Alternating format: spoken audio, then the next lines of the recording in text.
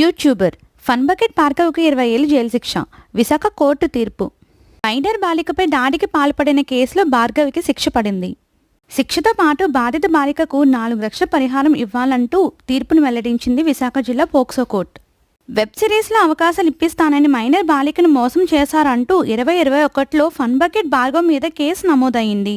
విజయనగరం జిల్లా కొత్తవలసకు చెందిన భార్గవ్ చిప్పాడ ఒక సాధారణ రైల్వే గేట్మ్యాన్ కొడుకు. టిక్టాక్ వీడియోల ద్వారా బాగా ఫేమస్ అయ్యి ఫన్ బకెట్ భార్గవ్గా గుర్తింపు సంపాదించుకున్నాడు.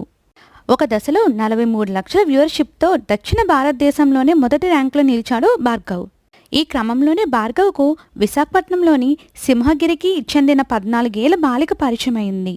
ఆన్లైన్ చాటింగ్ ద్వారా ఒకరికొకరు పరిచయం అయ్యారు. మైనర్ బాలికకు కూడా టిక్టాక్ వీడియోలంటే ఇంట్రెస్ట్ ఉండటంతో ఇద్దరి మధ్య స్నేహం కుదిరింది. ఈ స్నేహాన్ని అడ్డుపెట్టుకుని ఆ మైనర్ బాలికను ఫన్ బకెట్ భార్గవ్ గర్భవతిని చేశారంటూ ఆరోపణలు కూడా వచ్చాయి. కారణం భార్గవ్ అని తేలడంతో పోలీసులకు ఫిర్యాదు చేశారు. ఏప్రిల్ 16, 2021న పెందుర్తి పోలీసులను ఆశ్రయించారు. I am Mrs Raju. Thank you so much.